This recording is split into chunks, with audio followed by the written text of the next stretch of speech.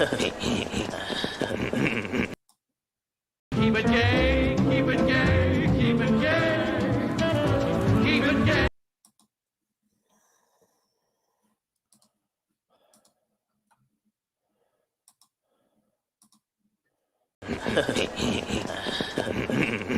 They say great art is difficult to understand, but easy to enjoy. Hey, Beavis. It's hard, but it's not like hard. Yeah. Keep it gay, keep it gay, keep it gay, keep it gay, keep it gay, keep it gay. Good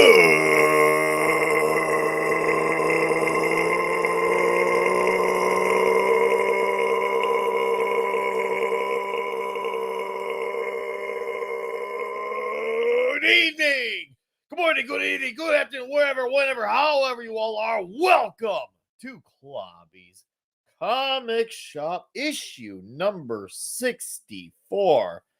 It is great to see you all here. Thank you guys. We got a nice little crowd all up in here early. I love to see it. Thank you. And of course, we are on Rumble for those of you who like to have it both ways or the other way. You decide.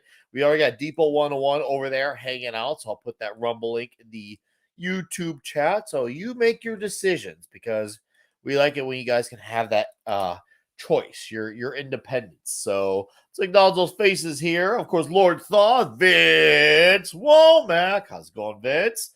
Mohammed said, what's up, buddy? Davina Duckworth, how you doing? D-Bud, Martin, Vulcan lives. What's up, boys and girls? What's up, dude? Steven M. Kal-El, how are you? Nice to see you here as well. I love to see this. So, okay. You know what? We got Pablo here. Perfect. All right. We'll bring him. We'll bring him all on up in here. I love to see this. How's it going, Pablo? Howdy ho! Hey, what's up, man? How you doing? Pretty good, dude. So obviously, before we get into some classic Spidey F4, we'll talk a little bit of Phantom. I feel like we should maybe go over where our minds were at after we had completed that show on Thursday afternoon, because that was a moment. And Depot, before me and Paul talk about it, I see. So we talking Transformers tonight. We had just picked up my copy. We'll talk about it next week. Get a lot of you more time to read it. That way we can also get guys like Diesel, Comic Relief Crusader on here. We'll talk about it next week. So no, you're in safe territory tonight. But so yeah, for those of you who are watching who may not know, obviously we had our chat with Mr. Mark Miller Thursday afternoon. What's up, Jonathan Conroy?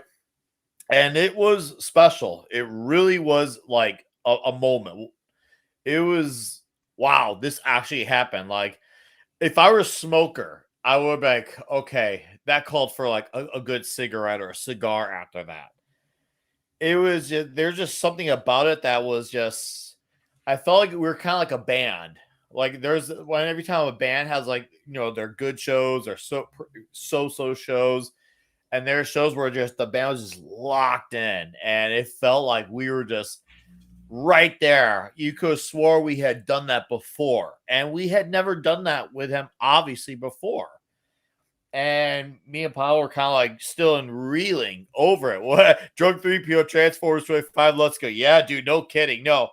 Drunk, we got to get you on here to talk about robots soon. You got to do it, dude. I want to give people time to read it, but you got to come around here so we can talk about it. Would love to hear your perspective, especially on number 25. But for real though, me and Pablo we're reeling from it. It felt like we had done something. I was like, whoa, like, where do we go from here now? I have a few names who I thought of whom I'd like to talk to, and so the future is the future is definitely open for greater ambitions, and whether those names come to be, we'll find out in time. But either way, I'm excited. Drunk think about my videos. Oh, I'm glad your video's out.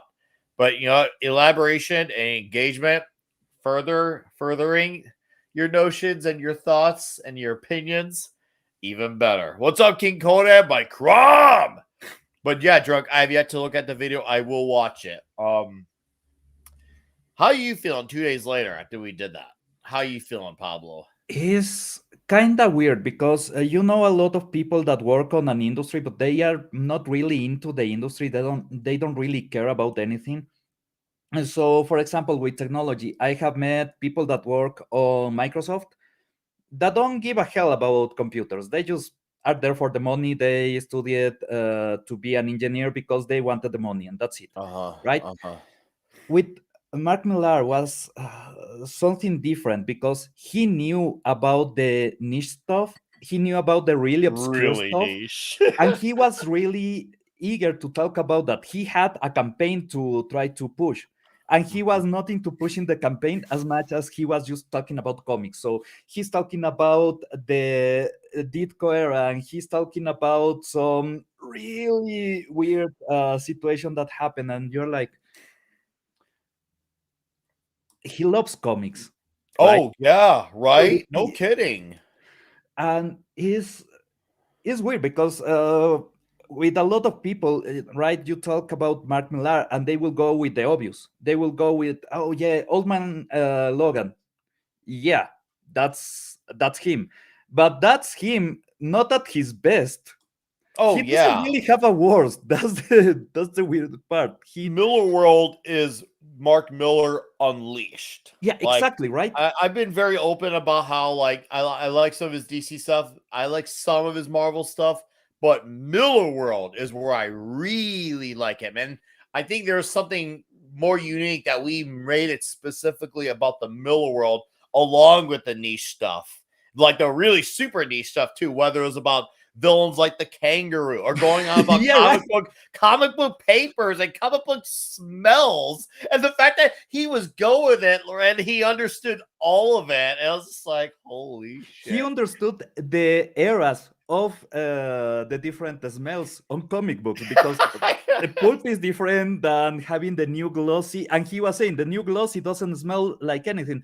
It smells a bit like toner, but the issue is that they add a layer of plastic over the paper.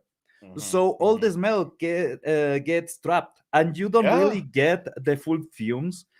But No. if you go to pulp, you get the toner, you get the paper, you get the mold. And that's a comic book is way more than just reading the story.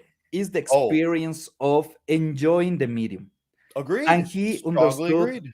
yeah, that visceral part of enjoying the medium, of making something black and white, and why manga gets so much people into it, right? It's Oh because yeah. it's cheap because it's black and white, but also because on that kind of medium, you can make things that are way more abstract without color. You don't need to get into that much detail. And if you go to One Piece, in One Piece is the perfect example of that.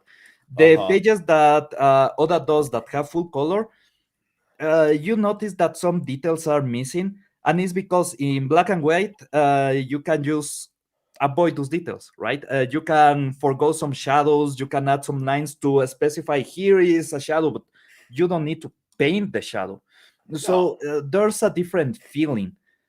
And well, for his campaign, they are doing a full black and white release The magazine, the big that zine is, thing. yeah, Oh, it's going dude, to be in the I right back that. paper. It's going to be with the right tones and everything, and it's the experience, right? It Is is.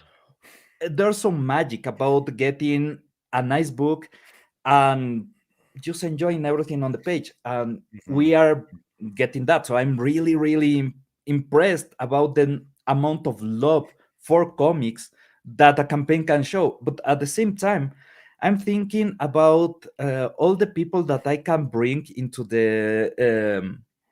these kinds of stories, because let's say Hawk is a good introduction for a lot of people Mhm. into more indie Agreed. comics. Mhm. Because if you Agreed. go to Image, if you go into IDW, Dark Horse, they call themselves indie. Mhm. They are not indie though. They are corpus. They are a small corpus, but they are corpus. Mhm. Mhm. This is indie. So Mhm. if you go into, uh, let's say, Starlight, yeah, Mhm. that is full indie. Mhm. So is a great introduction, but I will say Hawk is even a better introduction for people. But then It's you get super into accessible. Nemesis. Oh God. Nemesis needs a lot of you need to know Miller work in general, right?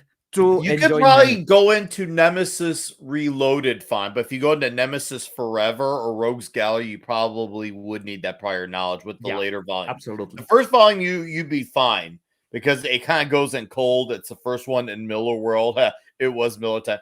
It But doesn't yeah, have if that you go into like Rogue's yeah, Gallery, it takes place after Big Game, and that's where you got Right. Nemesis on the recovering end of things after the events of Big Game. Yes, absolutely. so there's gateways into his work. Mm-hmm. And the good part is because this is a new story, but that by the way, that day I forgot to talk about the story that much. Mm-hmm. It remembered me to a lot of animes current day, but Mark said that he was working on that like 30 years ago or something like that. So his idea predates solo leveling or gate or any of those isekais where instead of sending the protagonist to another world, they Uh-huh. open a portal to this world and you get a lot of characters from other dimension coming and monsters and such that in Japanese media is really popular. Even in Korean media, solo leveling is from South Korea.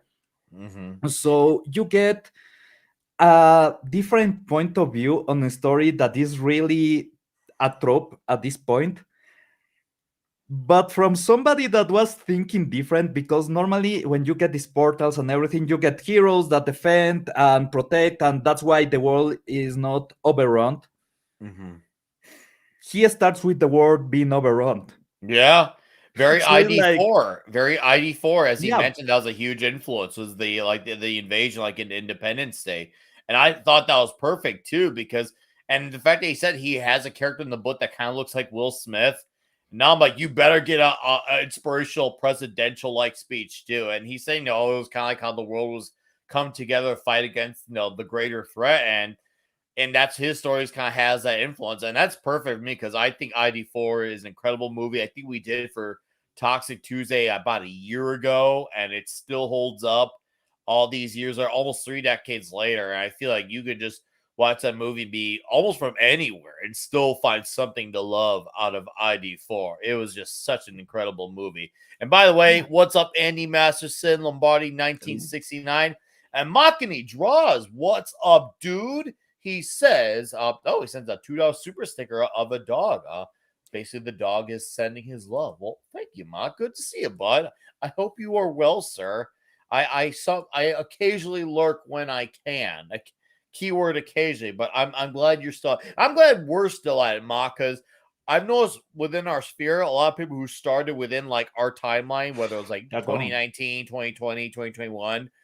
I talked to Zax about this in Vegas. A lot of them don't do this anymore. So I'm happy when I see Zax. I'm happy when I see Mockening. And I know these guys are still into it. Granted, some guys I know, like my buddy Jake D, had genuinely reasonable reasons. It's nice to know, hey, we're still here. We're going to keep going this because we love this. The only way the Clobby's comic shop would ever stop would be two things. There would probably be absolutely zero listening on a consistent basis, and an emphasis on consistent. A, B, well, if I died, I don't plan on dying. I'm still in that Charlie Sheen machine mode where dying's for fools, man. And I ain't letting that go. I ain't going down with a fight. It's like winning. Oh, dude. And I want to win. I want to win, and I'm Exactly. going to keep on winning. And Pablo's right here to help the winning stay alive and stay strong and stay focused as the winning should be, as the freaking winning should be. Yeah, dude, we got a hell of a future. I have a feeling we're gonna have a follow up. Who knows, but I feel really confident. I know we talked briefly after, like he sent me a thank you message. I wrote back to him. And guys, chat, we're not going to tell you, but right before the show started, me and Pablo had a great discussion with him about food. We won't go into details. We'll let your minds imagine that. But it was hilarious. And he relates to us on food too. That was the funniest part. Dude, he was vibing. I love that. He was absolutely vibing. And we pause the conversation to start the show. You gave the introduction and everything. I come out, talk a bit. He joins, and we are back at vibing. We are just back Yeah. at vibing. I love that. It It was fit instant. It so was instant. perfectly. It was so instant. It was crazy. There was no awkwardness. There's no weirdness of getting a feel for so and so. It was just everything we needed to make a great show a great show. So yes, chat. We're still on the high from that. Jeremiah Hembry says, "Did you watch the Wonder Man trailer? I want direction. I didn't even know a Wonder Man trailer came out. I mean, I really, to saw be it. fair, okay. Well, you give your reaction because really, I don't care. I never saw First Steps. I don't care to watch First Steps. I'm not reading current Marvel. I don't care to get involved with current Marvel. I tried Born Again. That was a one and done. I don't, and that's because of my Daredevil love. And enough people ask me, and when I know if I say if enough people ask certain things, I'll cave for. But that was an exception. Davina says Mark was a gracious guest. Please, yeah. And he's got to have his schedule loaded up. But whether it's Psychic Sam or Conqueror for Volume 2 or 3, we will talk it out again. And on top of 2, he's got his big sci-fi crossover coming next year around the summer too. So that's gonna be a big one. That is something I am really looking forward to talking about because we're getting our boy Starlight back. We're getting him back, and I can't wait. That's now see, I might be looking forward to that crossover more just because Starlight has a heavy role in it. Just because he has a heavy role in it. I'm already kind of looking forward to it more than Big Game. I love Big Game, but When are a we sci-fi getting, crossover? Ooh. dude? If we ever get a Starlight Hawk crossover, Oh, dude. My because I Starlight, wouldn't be able to wear pants ever again. yeah, is the old man that takes everything serious, and he has in some shit. And in the original Starlight, you kind of get the background, but then you get more Miller with Starlight being just a character, not the titular character for. And he's just old and beaten and kind of angry, but still. And So you get gracious. Hawk that is just full wholesomeness. He's just like, I want to do good. Yeah, I And want to Starlight go like, save the fine, dog. good. D-Bud, Nick wears pants. Well, I'm wearing pajama pants right now. I kind of have like with my pants, I'm like Hugh Hefner in the sense where I don't necessarily wear a robe the way he does, but he apparently I've heard that he's in his pajamas most of the time. And I own more pajama pants. This is gonna be a very deep confession, but I own more pajama pants than I do actual pants. I'd say by my That's ratio, great. we're talking about 85, 90% pajama pants, and then regular adult pants about 10%. Dude, at this point in my life, I'm kind of going on old school style. You have, normal clothes that you use around the house, and those can get dirty, and those are just pajamas and also everything else. And you have the clothes to go outside that are kind of normal society clothes, and those are Socially used only acceptable. when you are out. So you spend the rest of the day in your Spider-Man pants, and you get your crazy stuff, right? You are in your sleepers that also have Batman logos and everything, and you go outside, and people are like, Oh, "That's dude, some yeah. fine dandy motherfucker." And I'm like, Yeah, "You have right. no idea, man. You have no idea." I I just love being in pajama pants. It's just always Yeah, something I do. it's Like comfy. every day when I'm at the homeland, it's just simply a pajama day. It's just so we'll be like, hey, no, I hear about hey, quit pajama day. It's like what are you talking about? That's almost that's 90% of my days outside when I need to go work. When I go in public, the only place I go in public to in pajamas is Walmart because it's Walmart. That's the only place. But if I'm going to let's just say a restaurant, like a steakhouse, hell, even if I had to go to like Barnes and Noble at the kids, go check out some books, half price books, whatever. Regular pants, Target if we have to, grocery store shopping at anywhere else. Fortunately, we have no local chains, or even if we have to go like to fast food, whether it's like Jack in the Box or something, pants, regular traditional pants. But Walmart is my one place I will go in pajama pants in public because people of Walmart, and I don't want to stand out at there. I'm blending in. I want to be in and out when I'm at Walmart. So whatever. That's the dress code for some supermarkets. I will If say, if you go to a fancy supermarket, okay, you kind of need maybe not even pants, maybe even just shorts, but you uh-huh. need something that is more like normal human clothes. But Uh-huh. I used to live like a couple of blocks away from a supermarket. Yeah. And instead of going to the store, the bodega, I was just going to the supermarket. But I mean, I'm going in in my pajama pants. I'm going with my slippers. I don't care about anything because, dude, it's just I will go to the normal convenience store or something like that. But this is closer, and I don't. Yeah. Yeah. I hear no for real, man. If it was Sam Walton era Walmart, I probably would actually reconsider it because Sam Walton was actually kind of a more respectable guy. But once he passed the company on to his kids, well, that's when Walmart didn't become Walmart; it became people of Walmart. Because that was Yeah. when Walmart was still all about stuff being actually cheaper and made in America. And now everything just comes from China. So we're no longer like pretty much Walmart abandoned all its values of what made Walmart. Sorry, guys. I know we're going on a pajama grocery store tangent here. We will talk comics, I promise. And what's up, Tim Hayes? Muhammad said, reading Mr. Miracle issue 5, Skybound Transformers 25 is very good. Start for Robert Kirkman, Dan Moore.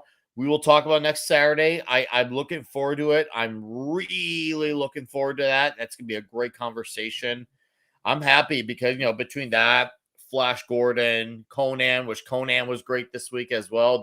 The full-on painted issue, which was all paint, from interiors included. Really great issue. Aquaman was killer.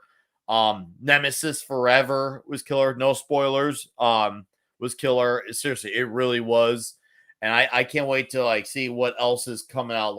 I'm still on my one DC, and that's Aquaman because of Jeremy Adams, which we'll get into some Jeremy Adams news after we talk about some classic books and also the Phantom. So, chat, are we ready to talk some classic comics? Pablo, are you ready to talk some classic comics?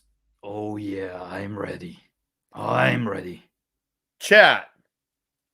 Yeah, let's get ready to comic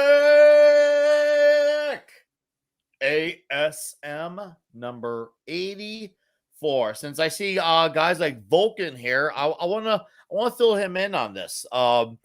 Vulcan, we are now doing classic books every week, except for select shows where there's a big guest. And we're doing classic Spider-Man, one classic Spider-Man issue, and one Hickman Fantastic Four issue from 15 years ago. And if you're out there and you haven't tuned in the show, well, now you know that as well. Right now, we're on issue 84 of Amazing Spider-Man. 15 And, years, man. I had some complaints about issue 83. Issue 84 starts to make more sense of things. And you definitely need this issue to really bridge that gap, because 83 is probably the first issue where I was a little off put by things. And there's one really entertaining bit that I laughed my ass off in issue 84. Maybe you know what I'm getting at, Paul. If not, I will remind you when we cross that bridge. But let's get the cover up to 84, because this for me was a big dramatic improvement in story. This was a big improvement in action. It made me feel like even though the schemer is everything that is silly, but silly villains, just not as good silly as a silly villain. But I definitely feel like he's definitely posing a lot more of a credible threat than I actually thought he would. So I give it points for a credible threat. Of course, the art is killer. Of course, the continuity is still playing tightly. And there's a moment here, which I'm gonna go to, and it is hilarious. Like outright batshit dead hilarious. You're thinking, okay, I need some of my older listeners to tell me what did this word mean back in the day. Oh You yeah, know what I'm talking about? that panel, I was like, huh, kinda I want to know relatable to what that OnlyFans means. models. There you are. Can of you do boners upset me? And I'm like, is he a superhero or an OnlyFans model? So, Andy, D Bud, or any of the other dudes, I need you to help me. What is Peter Parker trying to say here? I need I I love need that panel. I need context, please. Help me. Help me, help me, help me. And while you guys are all figuring that out, I feel like this issue just generally flowed better. Yeah, Peter's definitely going through, obviously, he's definitely in the chickening out stage, but of how he's dealing with Gwen. But I feel like it's definitely a bit handled better here than watching his girlfriend mac it with another guy just because he's in the military.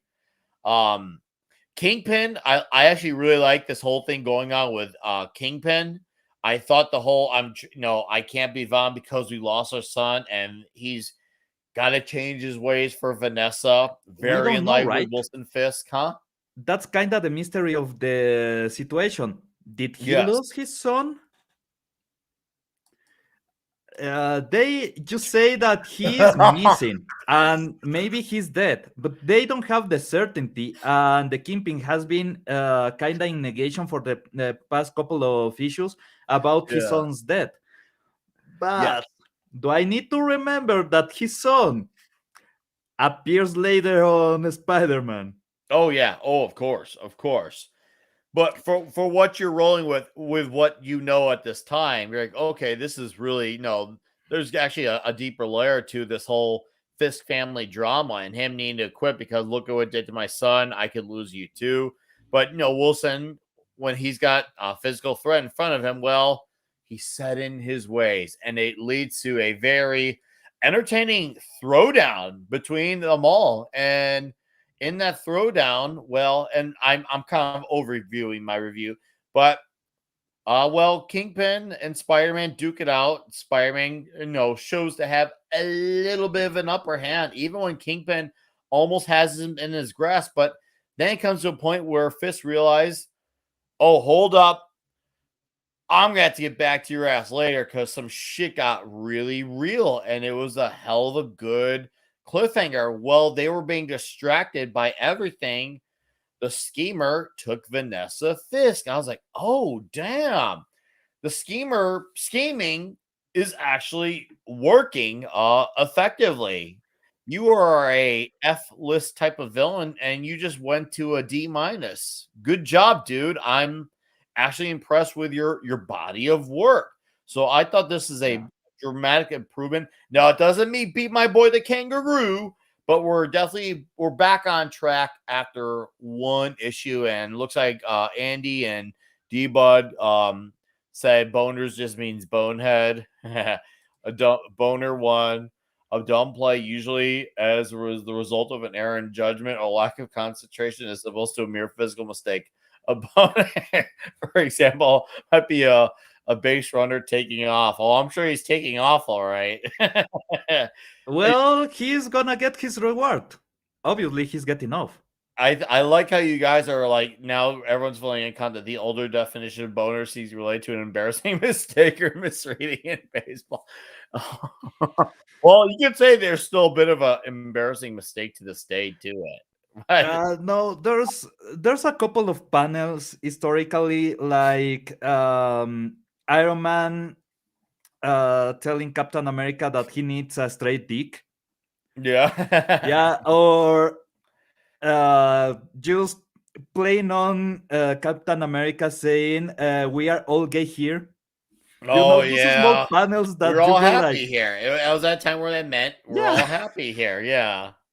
So there's some enjoyment of going back to these books, and I have noticed that in Spanish it doesn't happen that much because most of the idioms from English that are translated to Spanish in this era of Marvel are Mhm. kind of normalized in a way that it feels almost universal, and that is because Spanish in my region, in Latin America in general, is not exactly the same in every country. Mhm. So it's almost like we talk different dialects, and there's some terminology that you say here about, taking the bus. That if you say that in Argentina, it seems like you want to have sex with the bus. Whoa! Yeah, What? and that's just common sense. There's some words that you don't use here and you use here, and in general in this half of the continent there's a lot of those differences, so they kind of normalize the writing in a way that it doesn't sound offensive in most of Latin America to be Mhm. able to sell it everywhere, right? And Yeah. because of that, you miss a lot of these weird exchanges. Well, Mhm. in English, because it was the original intention using the words as they worked originally. Things like there's a lot of comics that talk about bundles of cigarettes,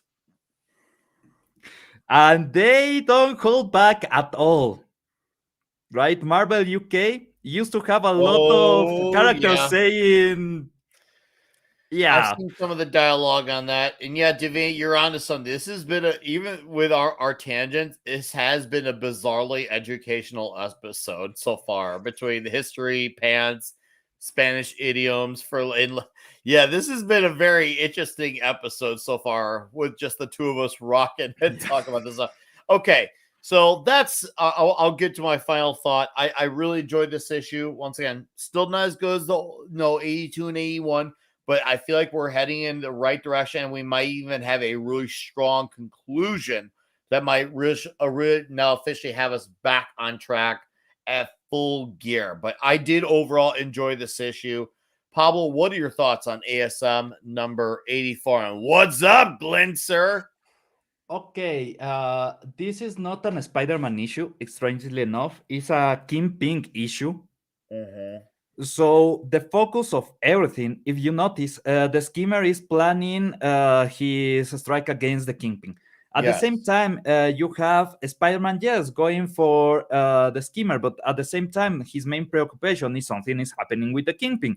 And Yes. then you get all the drama with the Kingpin, and you just get a small fraction of drama with Peter's life.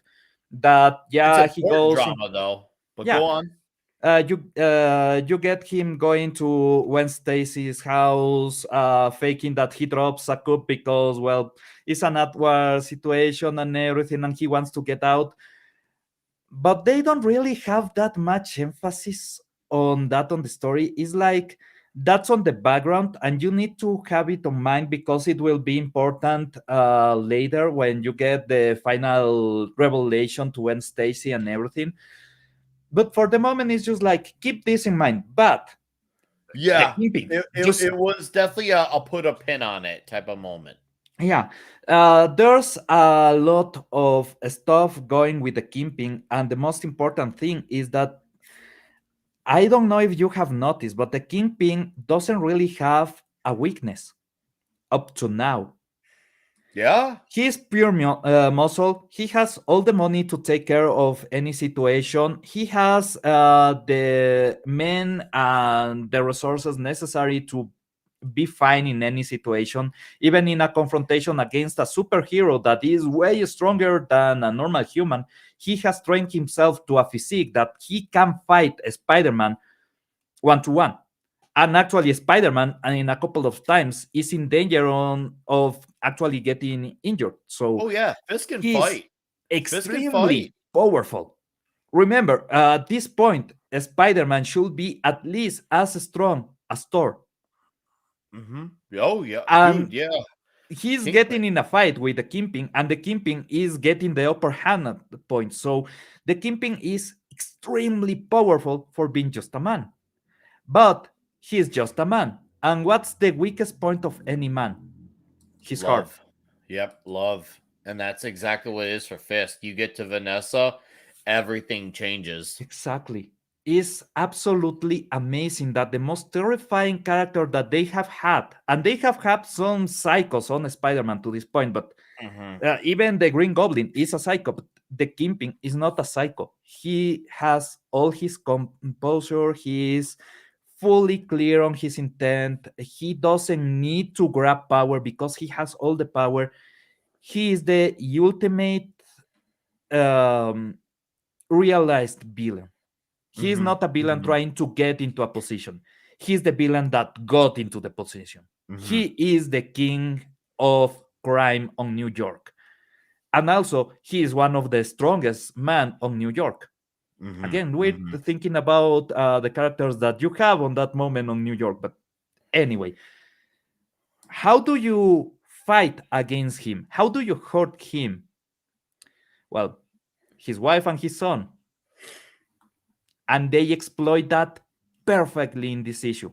Obviously, the schemer for me is not that much a C or a D tier villain Uh-huh. because he's not a Spider-Man villain. Uh-huh. This is the only Kingpin villain that we have ever had. Uh-huh. His intent is not on New York or on Spider-Man or anything like that. He wants to take down the Kingpin. And the way that he does actually works. Everything that he tries actually succeed. The only thing that I thought this guy is stupid as hell is when he's in the cover, his car under the snow and everything, and you think, well, yeah, he disguised a normal ass car, and no, he has it full of tech, but for everybody else, it's a normal car, so he kind of blends in, and then he melts the snow on his car, That was and he's the great. most obvious super villain car ever. And with the most obvious Motherfucker. supervillain color, because that was at a time where green was a trope for a supervillain to have as a color. Green or purple, or sometimes both. And this was a big green vehicle that looked like something straight out of Yeah, I Zoolander. was laughing my ass off because you get all these measures to hide your car, but you make it so it's the most obvious car in the. It's obvious, but I gotta say, man, this car Oh, came packed with some power. is I will say great. No, that. the car is absolutely awesome. But what I mean is, this is his hideout. The fact, the one of the villains, one of the henchmen that Spider-Man fights and actually counts on this issue, he says that he has a car that is his hideout.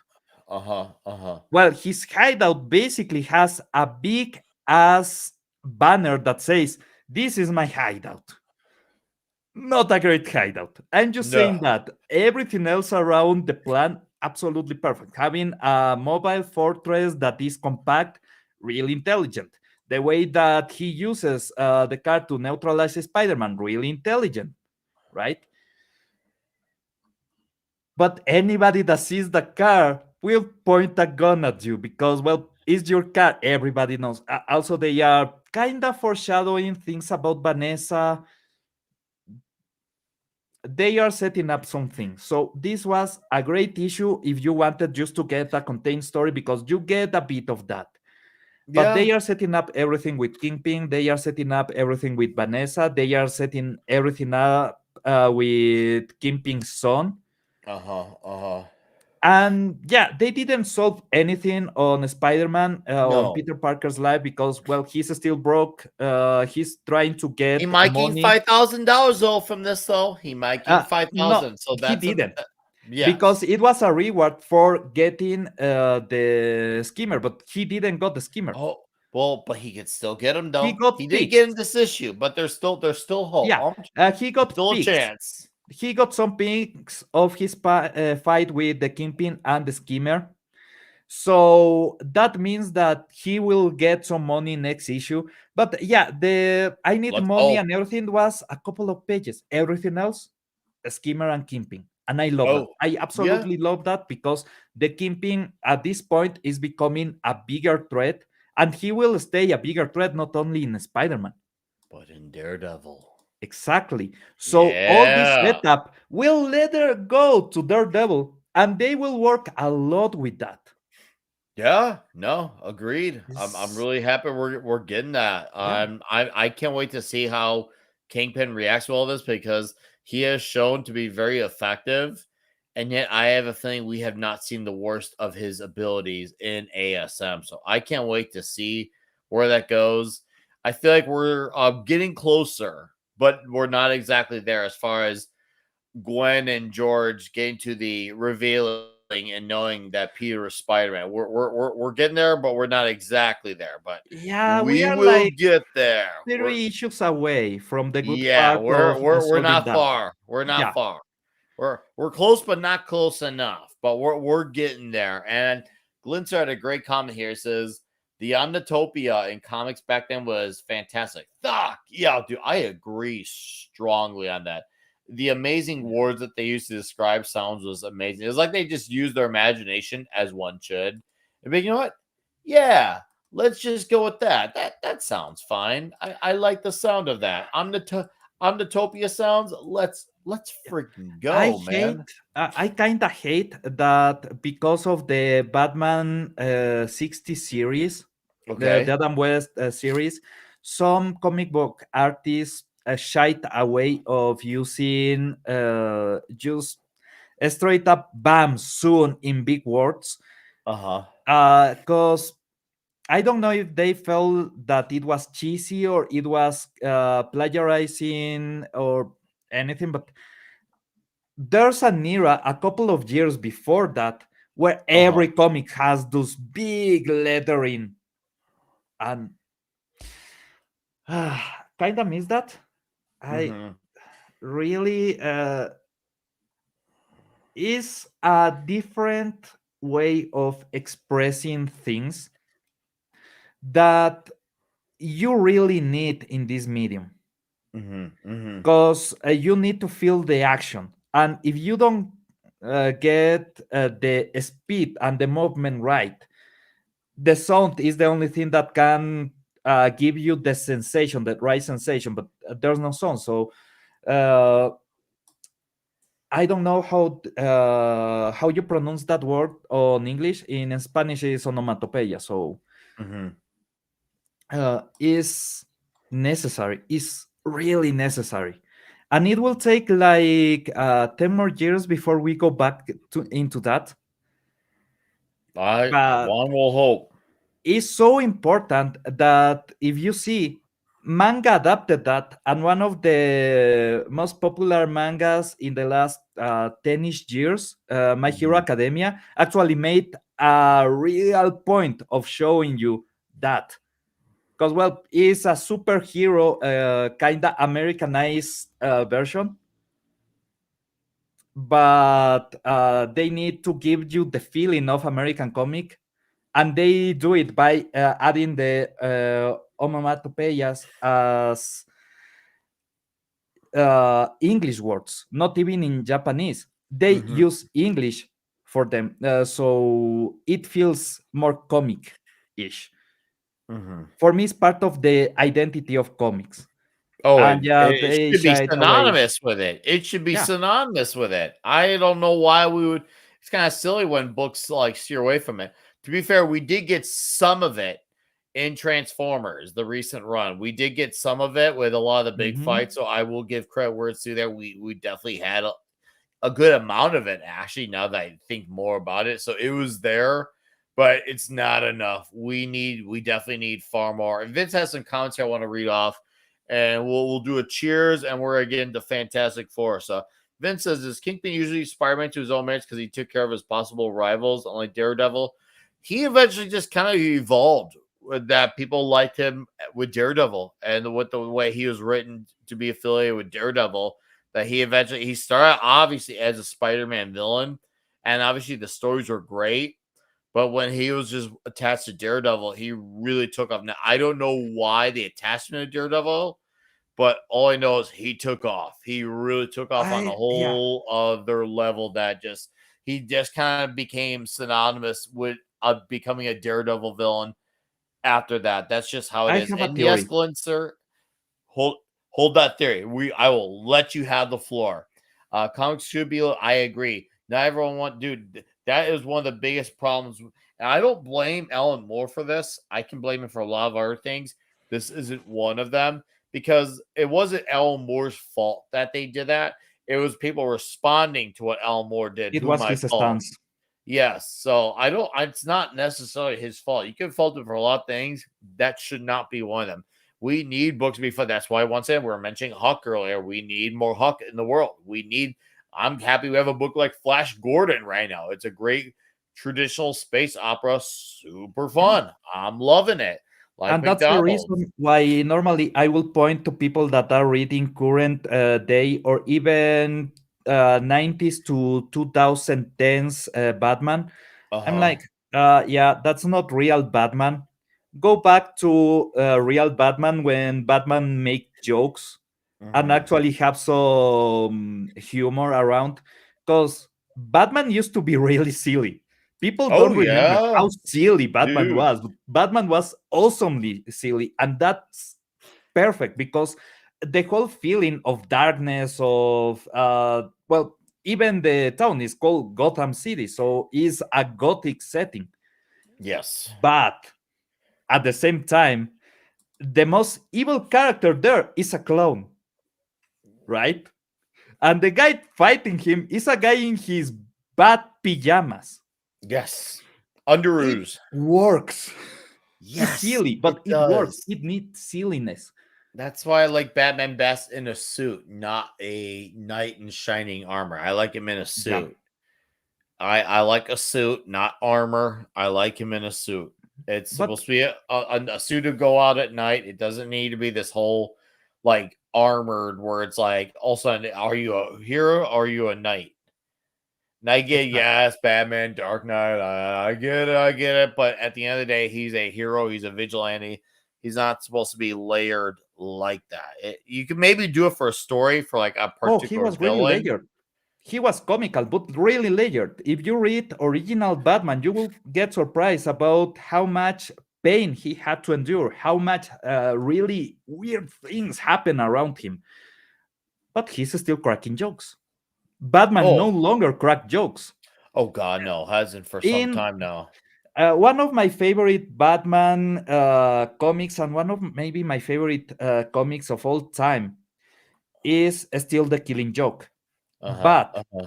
something that always has been weird about The Killing Joke is that the poignant thing in the story is at the end when Batman laughs at the Joker's joke. Uh huh. Uh huh. Because it's like Batman never laughs, and this feels weird. But that's only if you are from that era of Batman. There used to be an era where Batman will laugh after beating the Joker. He I've will read get some the of it. joke and he will laugh at the joke with the Joker already tied and ready for Commissioner Gordon to take. So he understood the joke. He was just fighting the Joker. There was And something more important to do, but at the end, it was funny still. you could argue that there was an era of Batman where it was going through I think you might catch this term, Pablo. It was going through a Roger Moore phase. Yeah. It was going through a bit of a Roger Moore phase, and that's fine because I like my Roger Moore Bond. I have fought tooth and nail in defense of Moonraker, which that reminds me, I gotta look into it. But I hear our friend Mark is a big fan of Moonraker, so that might have to be a stream alone. Our love and defense of Moonraker because I'm tired of people going against that movie, and I'm not gonna accept it. I'm not gonna take it. I'm gonna fight, and if I got good men by my side, there you go, Diva. Dolly had braces. I hear he loves Moonraker. Well, it's time to get a good arsenal of dudes who defend our love of Moonraker. Hell, maybe I'll do another show on Moonraker just because I want to. Why the frick not? Why not? Before I lost my train of thought, just back to Sure. my theory. It's a short theory. Sure. Why the Yeah. Back to your, Kingpin we were evolves talking as about he that. evolves on Daredevil? Well, he is the perfect villain for Daredevil because Daredevil, outside of some recons, he doesn't really have any real physical superpower. He gets enhanced hearing, he gets enhanced senses, but at some point they actually kind of attribute that to just him being blind, not the effects of the chemical that he got blinded by. So there's some conflicting stories around the years, but normally Daredevil is a bit stronger than a normal man, but not really that strong, right? He's not Thor level, he's not Hulk level, he's human level strength. The Kingpin is a good foil for him because most of the crime that the Kingpin does goes into just human territory, right? The Kingpin is not trying to get superpowers. He's not trying to conquer Earth. He already has an empire. He's just taking care of his empire. He's making things that business is good because that's his business, right? Spider-Man So- crosses over a little bit better with more out there villains. Exactly. than He's more Daredevil does. fantastical. You get more sci-fi, more even supernatural elements. You can have him hanging out with, let's say, Doctor Strange, and it works. Works. Daredevil with Doctor Strange. Maybe Daredevil, under good writer, it can work, but it has more of a lid on it. It definitely has yeah, far more of a lid on it than Spider-Man does. you get the Spider-Man crosses religious over better. elements that combine really well. But on the fighting and everything, Daredevil is not a character that can fight Dormammu in a real setting. No. But the Kingpin is the perfect character for Daredevil because instead of going into more big schemes, this is a more visceral, more I will say even hellish kind of villain because he is just tempting people. He's turning people into evil beings, right? He is giving money to this man, so he gets into a fight with this man, and because of that, this system collapsed, so he can get his money there. He's scheming. He's dirting normal people, and the thing is that Daredevil is not only Daredevil. Daredevil is also Matt Murdock, that he is fighting a moral crusade against the destruction of New York. So the character that is dirting New York is the perfect foil, and neither of them are superpower individuals. So when you you get a fight, you don't get those small details like, no, the spider sense should have warned him, or he should have been this fast to react, or you just get these are two dudes that are bashing their heads with the pavement because, god damn it, they hate each other. One represents the worst part of New York, the other represents New York trying to go back into sanctity. And there's a moral fight. That's why the Kingpin goes better with Daredevil. And that's why they turned the Kingpin in Daredevil into this almost maniacal villain that is willing to dirty everybody because he's the devil. And Daredevil, even though his costume is a devil, he's the representation of an angelic being trying to bring Catholic. morality back. He's a Catholic. He's On a again, Catholic, off exactly. again Catholic, yes. So it works. Kingpin works better with Daredevil. I will always say he works better with Daredevil. Agreed. I strongly agree with that sentiment. Yeah. See, Jeremiah Embry says because of Daredevil being religious, who's the best superhero you could team with? I think Doctor Strange will be the best team with them because, well, maybe for a religious story, maybe could have a conversation, but in terms of a fight, probably would not much there. I mean, yeah, Daredevil has had some villains that have bordered on mystical elements. The Hand, obviously, Mr. Fear, and then you have the death of Jean DeWolf story involving Sin Eater, which involves Spider-Man, which is great. But Spider-Man has definitely more pull to have against those type of characters. That again than Daredevil does. That just makes more sense for a story. Strangely But yeah, enough, you could have a Matt Murdock, Stephen Strange conversation. Maybe they can have like a good philosophical conversation. But in terms of a fight, like against like a common thread, I mean, there's not really much there to work with. Really, you'd have to. I mean, maybe there is, and I'm just not thinking of it. But even like Doctor Strange against Mysterio doesn't make sense because one's a yeah. straight up sorcerer, and Mysterio has fought Daredevil before, and it was fun. It was great. I loved it. But Mysterio crosses better over Daredevil than he does Doctor Strange. And I see he's had maybe with Damien Hellstrom stuff, and You see actually that, gave that I feel like that kind of bridges a few steps too far over for Daredevil, and that's yeah. far more Strange. You Now you gave could a have setting. Daredevil trapped in a situation, maybe Strange would save him, sure, but that's not really a team up. It would just be it's Daredevil stuck because, well, he doesn't have the supernatural, mystical stuff, and Strange needs to save him. And you can say between Hellstrom or even Mephisto, Daredevil can't compete against those characters. I mean, you could do that, but once again, that's not really a team up. That's a Strange story where he needs to save Daredevil. And what's up, JT? All right, Pablo, you're ready to say something? Yeah. Take it, and then we'll get into Fantastic Four. Okay, perfect. You were saying a perfect setting for something related to Daredevil and Doctor Strange, because if you have a philosophical conversation between both of them, you have a guy that believes with all his soul on God, on Christ, and you have a guy that has seen God's plural to the face, has defeated them, and he knows for sure that Christ existed, but he also knows that almost any other prophet and mystical being in any religion also existed. So if you get into a conversation about philosophy or about religion between Doctor Strange, that remember, he is basically the magician's pope. He's the sorcerer supreme. And a guy that believes that all the shit that Doctor Strange does is mumbo jumbo or evil, it will be a really interesting conversation. Agreed. Although, if you want to do a team up, the best version will be Daredevil, Doctor Strange, and Ghost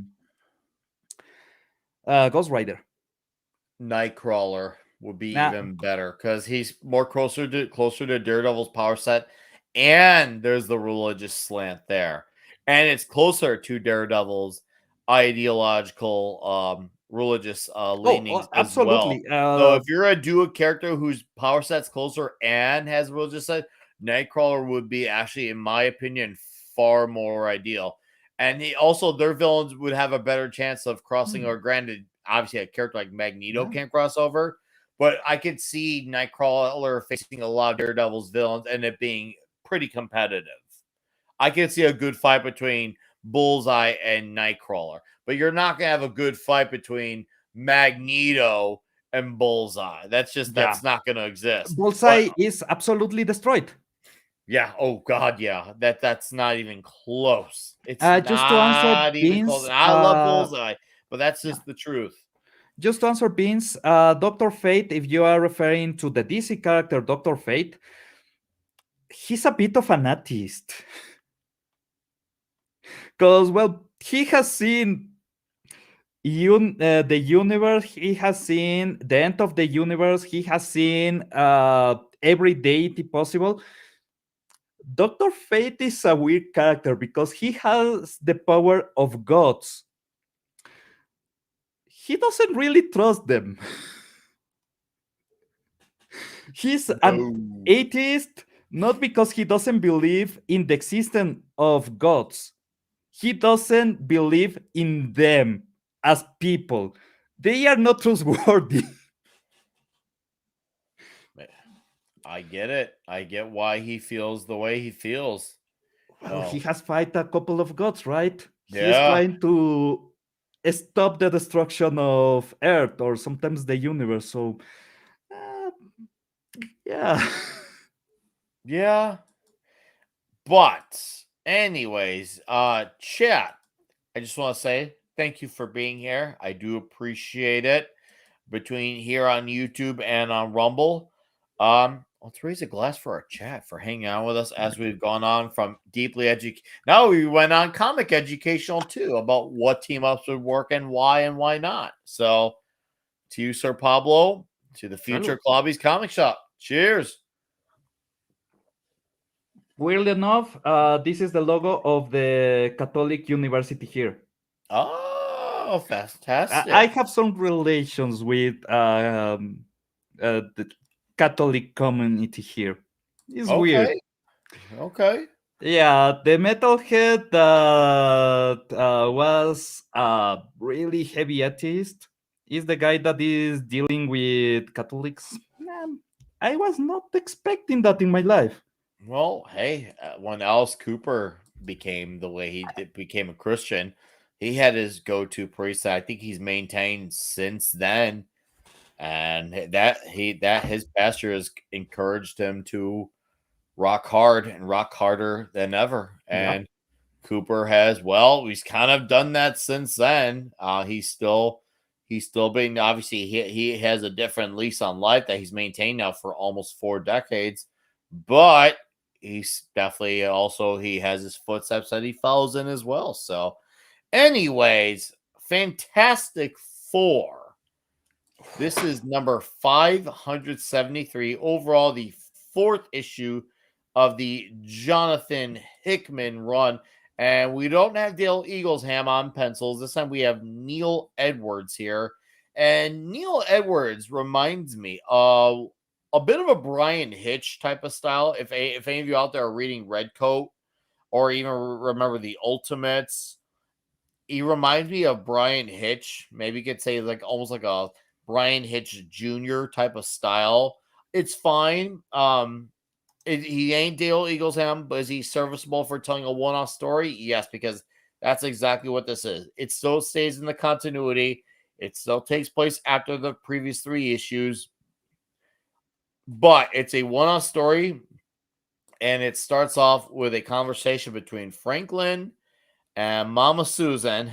Not that Mama Susan, our Mama Susan, Susan Storm. No, the Remember one. that term? Remember that? Yeah, you're talking about the superhero known as Invisible Woman, not Yes, about not Susan the Wojcicki. supervillain that was fighting It's a Gundam.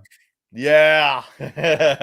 So yeah, there are distinctions here, but they talk because basically he's in trouble. And he needs to explain where him and Valeria and Ben and Johnny went. Well, during while Reed was doing his thing, and they were intending to go on a vacation, and their vacation went south. It went south very, very fast. And the cover, well, I like the cover. It's a bit misleading of the issue. Is it an entertaining cover? Because, well, it makes sense being the situation that they're in. Yeah, I think Alan Davis actually did that cover, and it's outstanding. It's the most Johnny Storm cover I love. So I'll give points for the Alan Davis cover. But story wise, basically, they deal with some otherworldly type of stuff. And I am simplifying this. They deal with otherworldly stuff, meet some people, and they realize they're kind of involved in a situation that is a bit of a crisis. And this crisis is pretty much gone to hell. I have However, an you have a important man. question, though. A Go really ahead. important question. You say things are going south, but when you are going to another planet in another era of time, right? Because this is in the future. Yes. And basically, maybe another dimension. Which way is south? Ah, yeah. And of course, JT Kirk interpret in a Toxic Tuesday. If it goes very soft in a Toxic Tuesday, I will leave that to your imagination because that's what we're all about here. Is leave it to the imagination. That's why I said when we had our food talk with Mark Miller before the show started, I said we're gonna leave it to your guys' imagination. But Pablo and I can verify that it was a conversation. It was Hell a yeah. convo. What's up, Keely Chow? Roll Tide, buddy. Happy that you are here, sir. Happy Saturday to you. But anyways, in this world, everything is kind of screwed. However, you got the one last hope type of situation going on, and they're teaming up with him to, well, see if they can save things and turn things around. They can't, spoiler alert. However, there is some entertaining fights along the way, and you get great banter between Johnny and Ben, which is great. It's awesome. It's fun. It's funny. Now, I do have a minor complaint. There were some panels where Valeria's face looked kind of weird. No, I don't know if that was done on purpose. Yeah, I'd I have to noticed. reread it. Even the shape of But the you body and noticed that everything. too. Okay. Some of it, Yeah, the he panels doesn't look really really know how to weird. draw kids, especially girls. Yes. With Franklin, actually, he has a couple of panels where Franklin looks really good, especially Yes. in one where he's eating a sandwich. It looks really good.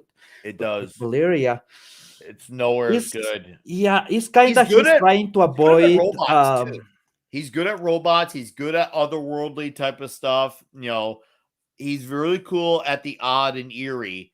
But when it comes to Valeria, there is a weakness there with Yeah, this he's guy. not doing a child female body. He's doing a dwarf body.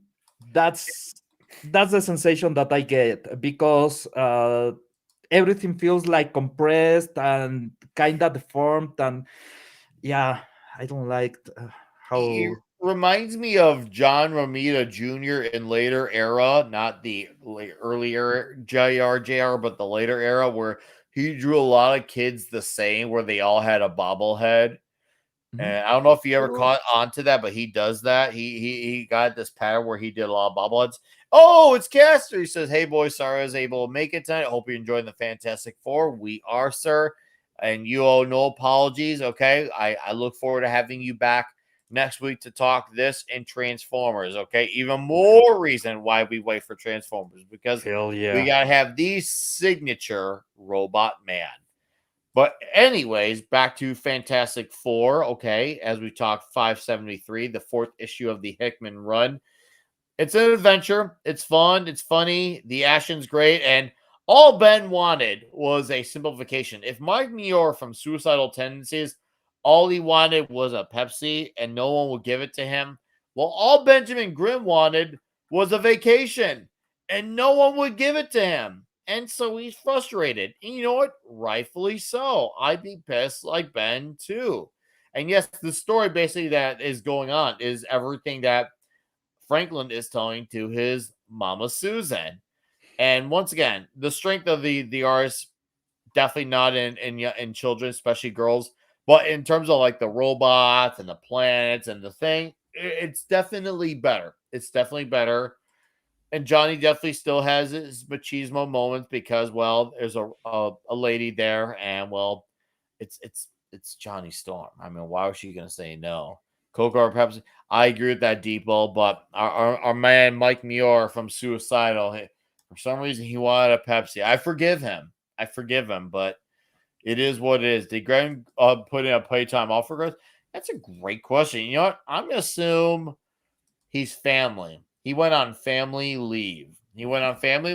And since in their line of work, thankfully there's no bullshit like HR. He went straight to the family, the source, not get into some bureaucratic bullshit, and said, "Hey, we need some time off, bro." And Reed was like, "Ben, Johnny, you can go on vacation." But they weren't supposed to take the kids. If you guys recall in the previous issue, the kids snuck on board. Remember that, Pablo? They snuck on board. They were being sneaky because that's what a lot of those kids of that Sneaky. age do. They are sneaky. They're slick. And these kids, especially when they're very sharp, intelligent kids, well, they're going to emphasize on it a little more. And we're going to show you one of the panels I had complaints about as far as like right Art. here. Yeah. You can interpret this. Oh, maybe she's putting her face on the window. You know what? How kids they put their faces on No, then windows. it will have a lighter tone here. Yeah, And if you see in the hands actually are touching the glass, and yeah, you can see there's a lighter color and everything because, well, that's how it works on real life. No, exactly her how it face works. is away But her face is from the glass. She's just ugly. it's just not good. Yeah, it's not good. It's unfortunate that it's not good, but we're just being honest here, giving critiques, but also giving praise where it's due. And of course, no mission like this ever goes perfect. You know, things are going wrong. Obviously, this plan is screwed, and their leader has an out, but he chooses not to take the out, which I thought was cool. His name was Ted Castle, if I remember correctly. His name was Ted. I know his name was Ted. I'll go back up to it, but I for sure know his name was Ted. He was looking for Reed, and well, he stuck with Valeria, which is fine because Valeria is very intelligent and bright. So kind of works out, but let me go back to page. I know it's like Yeah. Ted Castle or something, and he's got his wife, or at least what? Yep, Ted Castle, and he built this world called New World, and he's got what remains of his wife Alyssa as a brain. Pretty tragic, but I like that he keeps at whatever last bit of his wife he could. So I thought that was a cool, heartfelt thing I to don't do. know if he created that. New World was. Well, it was meant to be a Oh no, world where yeah. things could Ted go. Castle is the one that created it. I thought Yes, it was Ultron. no. He was supposed to be a world where things could go right, but naturally speaking, humanity instincts go wrong. And once again, I'm simplifying it. Things go wrong. But because he's had so much go wrong, he appreciates little moments with the kids, like having something as simple as a sandwich with Franklin. Just because everything's so tense, and it's good to have that cool down moment Go to up a reflect on little. something smaller. Yes. You have a bit more because you have there you go, Valeria again. The hand and Oh yeah, everything. It feels like a dwarf. yeah. And see, yet the adult right next to her, I think he's Looks well good. well drawn. Yeah, and Yeah, even if you look at the technology in the room, it looks good. Have you ever, no? Because Dale Eaglesham draws her as a thick lovely looking. fingers, really short Yeah, fingers, really bulky hands. The arm is not the right length. I yeah, know she's still young, but she should have at least a bit of closer shoulders and a different shape of chest and everything. It doesn't feel like a human, right? Or not yes, like a normal human. But if you go into dwarfism, yeah, arms are shorter, hands are more stubbier, even the face is a bit more bulkier. She feels like a dwarf. yes. Yes, absolutely. Now, outside that, I had another criticism because as they're on their way out, there was a great moment where Ted says, "I can't leave. I refuse to. I refuse to leave my people behind. If they're going to go down, well, they need to have their leader with them." I thought that was a cool lead by example moment. The only thing I did not like is when they ran to that universe's version of a Hulk, and the Hulk decks the shit out of this one evil lady. I had no problem with the decking, but I felt like the violence of that was very unfitting for a Fantastic Four issue. I get it's probably a darker setting, it's the apocalypse world. I get it. But that was kind of like, okay, you could have knocked her out, maybe flinched her, but did they really need to freaking nail her head off in a Fantastic Four book? Felt kind of unfitting. Now, that said, after that initial incident, the chemistry is great between the characters. A lot of these characters act like, their respective characters. The banter is great. The flow is great. The tone, the story is great. The art mostly is good outside of a few major complaints. There's some heartfelt moments. There's some, I didn't overly get brutal that. moments that we He didn't need. hits her on the jaw, right? And you see the whole action, and then she hits the floor, and her whole head exploded. Probably an unintentional. It was probably meant to be the entire head, or it was just meant to be the jaw, and they did whatever. Even if it was just this thing on the left, I still feel like that's kind of like a bit much Yeah, for Fantastic 2010 Four. era Fantastic Four and comics in general try to go into more gory stuff, and there's not even just Fantastic Four. You get a lot of that on Spider-Man. You get a lot of that on even simpler things like Captain America. Yeah. See, And it's weird. it's not. Not that I'd affiliate with Captain America, but I think I'd give more of a pass for Captain America than I would the F4. Yeah, maybe, but if you are talking really gory, you are talking about Savage Hulk, you are talking about Doctor Strange, you are talking Yeah. about Ghost Rider, things that get more into the even Daredevil. You will see crime scenes, and they are normally quite gory, and you get a lot of really hard stuff.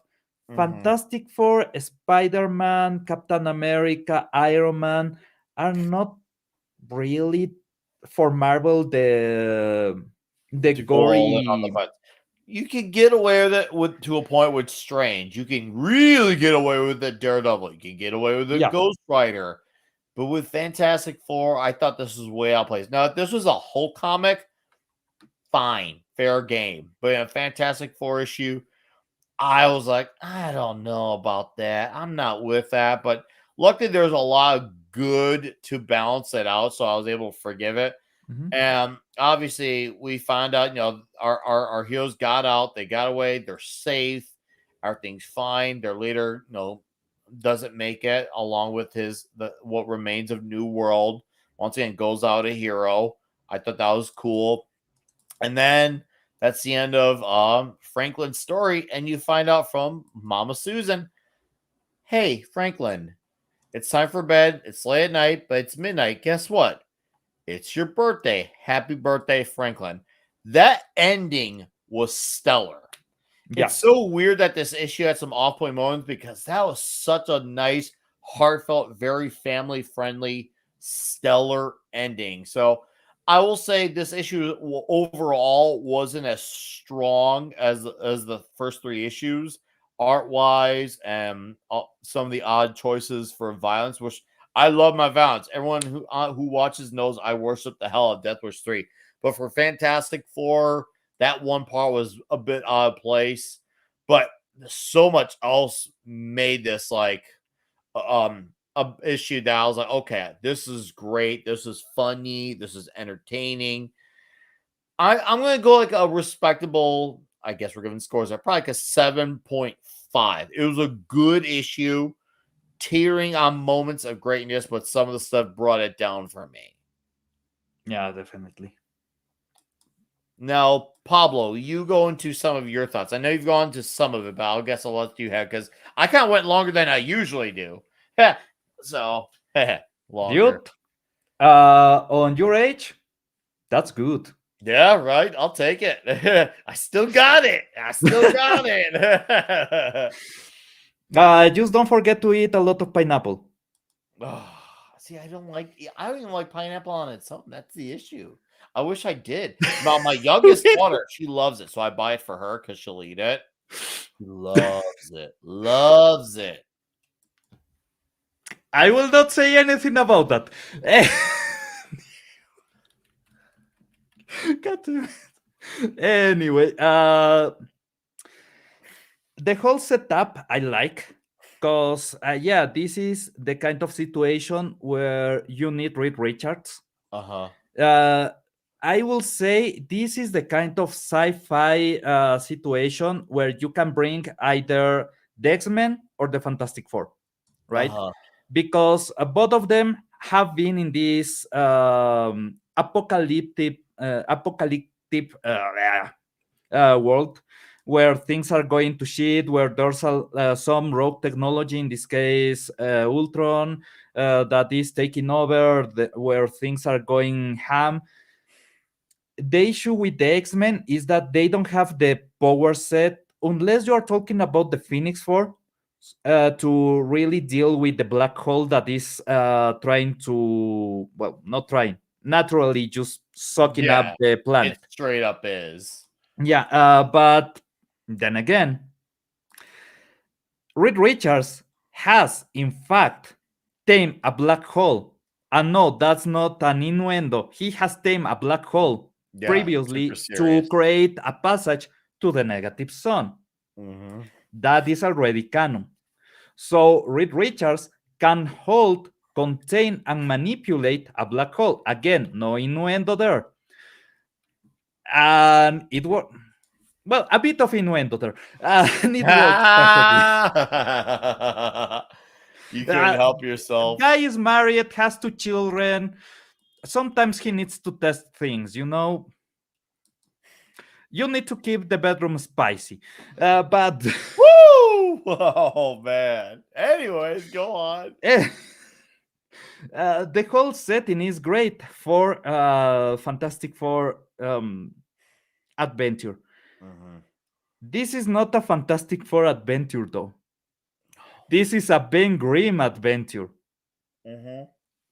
They are just Valeria, Franklin, and Johnny are just hanging out. They are just going with Ben. But this is a Ben Grimm adventure, and I love that the moment when they go really gory, they go really insane. Mm-hmm.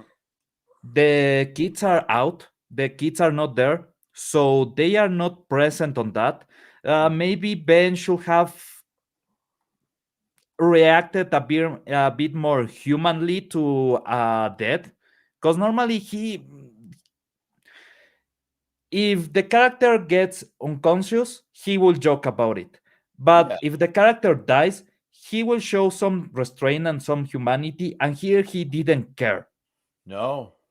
And so it fell out of place. There's a couple of things that feel out of place.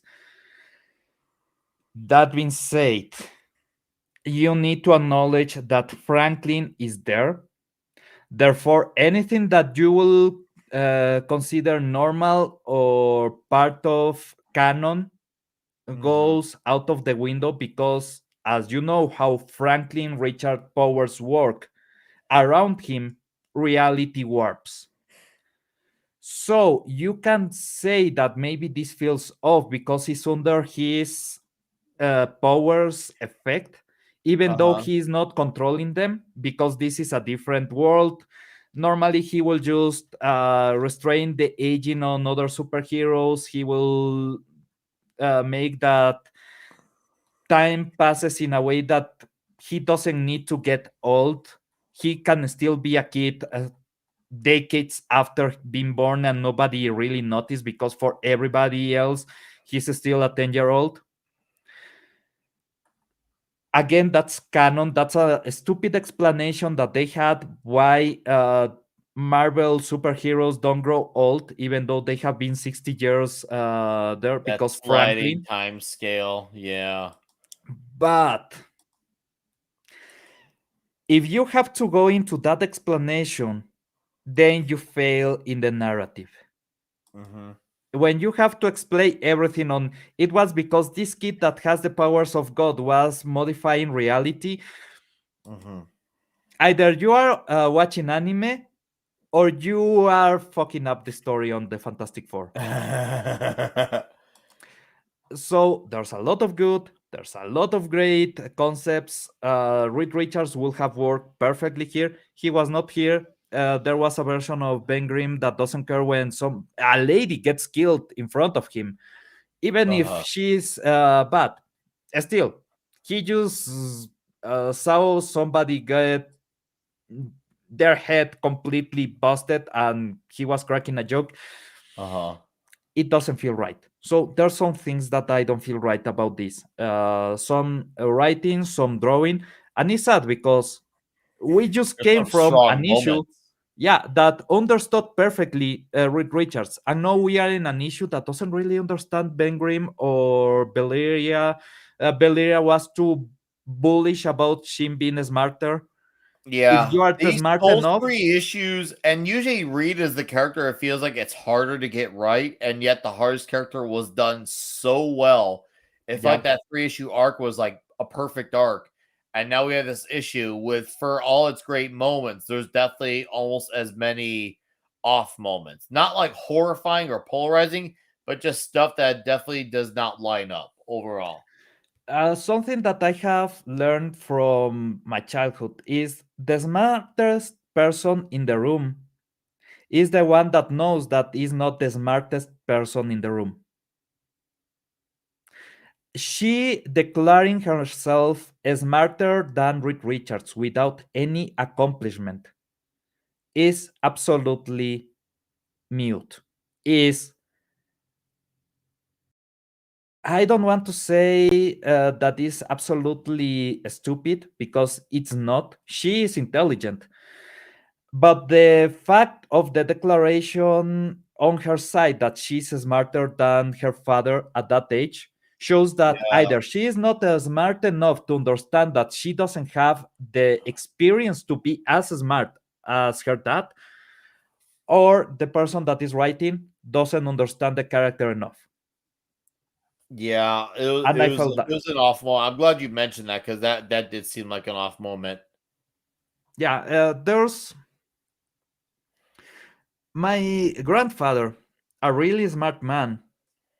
Every time I wanted to talk when there were adults talking, will shush me, not because he wanted me to be silent so they can talk. It Uh was huh. because he wanted me to hear. Uh huh. Because if you pay attention, if you hear, you might learn something. And when you are a kid, that's really important. Any kid will know that. You don't get all the information born with you, you have to get it from somewhere. And intelligence is not only mathematical ability, Uh huh. Uh is huh. knowledge, is experience, is the compendium of your life that makes you smart. Mhm. Mhm. And she is a really well guarded, absolutely protected kid. Mhm. She cannot go, I'm smarter than my dad. Yeah, I that was that. I'm glad you mentioned it because I actually forgot about that. And yeah, that was a weird moment. I'm like, I don't know about that. Actually, I lied. I know about that. That's not true. Yeah, You may be sharp, sure. I'd be happy to give you that because you absolutely are.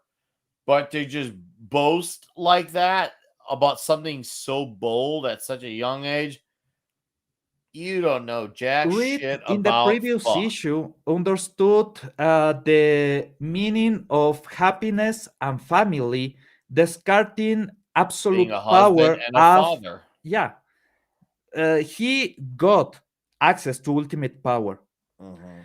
and he had to understand that there's things even more powerful that are just being with your family, being happy, Mhm. having that connection, because you are not empty. The other reeds were empty. He didn't want to be empty, and he chooses.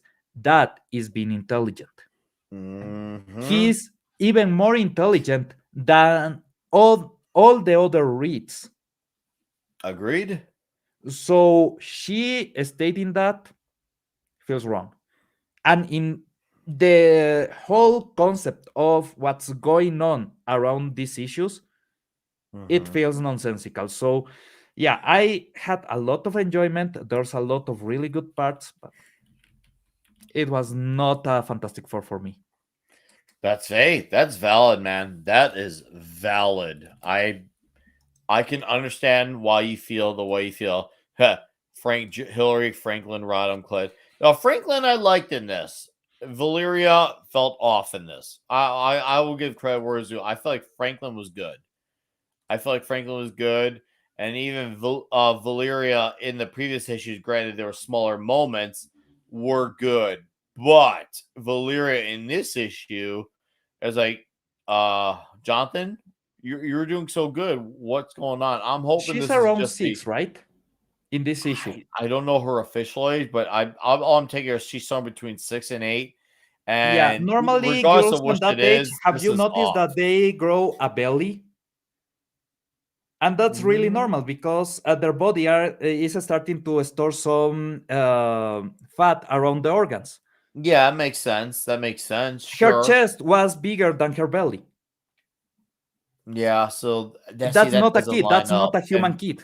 That's not but how biology works. You no, need to pay attention to biology, to anatomy, to draw that's the kids. artist's fault for, and Yeah. obviously you could say an editor's fault too for not And catching that. So I thought there's some about inconsistencies with this one. a video game with that art because on Uh-huh. The Witcher 3, what they do is take the adult models and compress them.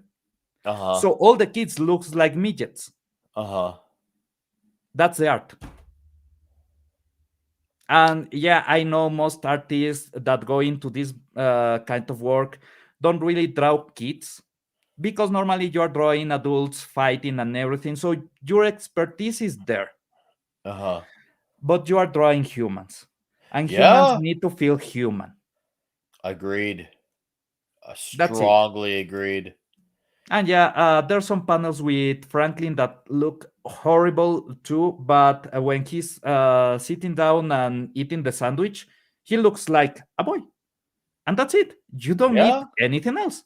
No, no, You know, you boys really are don't. scrawny, boys are kind of lame because you really don't get those adult masculine features until you start to get into puberty. You're right.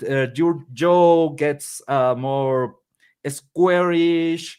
You start to feel like your shoulders are more ample and it changes, right? But Yes, when you are a kid, you naturally. are, and that's it. Yeah. So okay.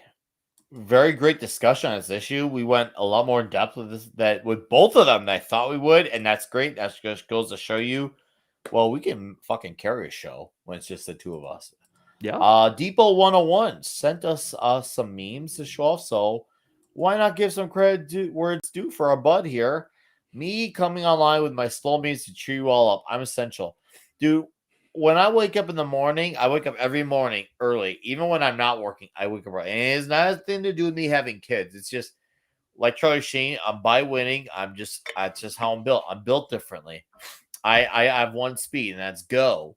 So I wake up, I check my phone, and usually at that time, there's Tom and Jerry episodes, like clips from episodes. I try to share them most of the time because I want to give people the rest of the world something to get cheered up, something to laugh about, something to smile about. And now I see here you are with come with Stolmans to cheer you all up. Yes, you're essential. 111%. Chicago's safe and everyone's having lots of fun.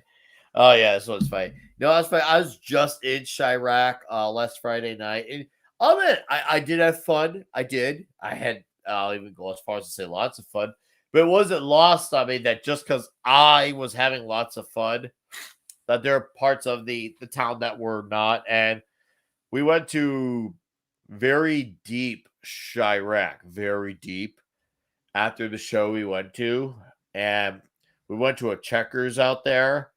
And dude, you could tell this neighborhood was as Chiracy as it gets. I read there was like in order to get into the inside of the Checkers, they had the whole inside for when you're picking up food to eat inside. There's a whole like seal around where you place your order, like I guess you could say bulletproof windows, and there's like a small gap for someone to hand the food over. Insane. And now I'm like, oh, I caught this neighborhood at a good moment. I will I'm say though, interested. and maybe it had something to do with eating the food at 1 a.m., but our food was really good. The cooks there killed it at Checkers. They straight up killed it. But yeah, it was insane how walled off that area was at the front where you place your order if you're eating at the inside. It was heavily walled off. And I remember one of my buddies, he's like, "Hey, what part of the neighborhood you on?" I'm like, "Oh, I mentioned this street." This street's like, "Dude, you're in really deep Chirac." I'm like, "Yeah, but that's where the food's the best." So, I guess you only live once.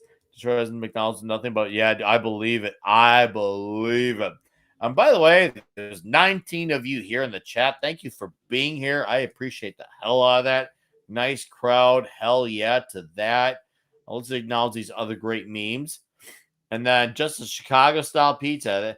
At least he I got love it it. right that he gave it the Chicago Tavern. Thank you for getting your pizza right.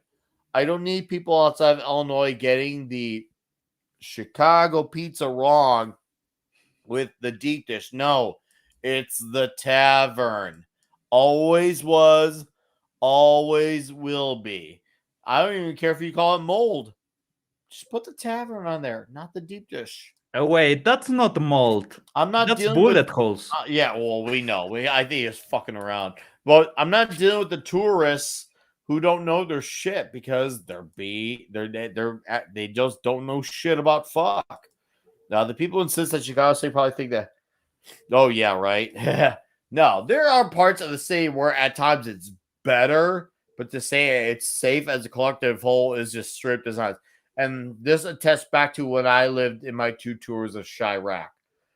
People in the neighborhood, and for those of you who heard this, I apologize for repetition, but Chicago is a bubble, even in the parts where it's better. Even the parts where it's better. And here's why it's a bubble. Because I lived in that bubble, and I don't necessarily blame people for being in denial, but the thing is, it takes leaving that bubble to realize you lived in one. And when I had left, it wasn't like I just flip of a light switch. Oh man, I lived in a bubble. It took me about a year after I had left the city my second time. That's when it kind of really sank in that I lived in a bubble. About a year. So you have to actually commit and you got to actually stick to it. And then retrospect, kicks in and then you understand it from that perspective.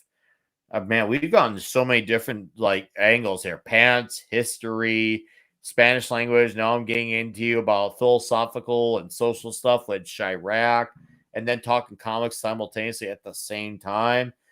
We have gone on a journey tonight, Pablo. Anyways, to finish it off, and then we'll talk quickly a little bit about the Phantom, and then we'll call it a night. But it's one of those things where, as annoying as it is, I don't fault people for being in denial of it because I wouldn't say I was one of them, but I could see why when I was in that area, I could see myself not understanding that. Especially for a lot of people who live in the city, you gotta understand a lot of people who live in the city, they've lived there their entire lives. They don't know anything else. They don't.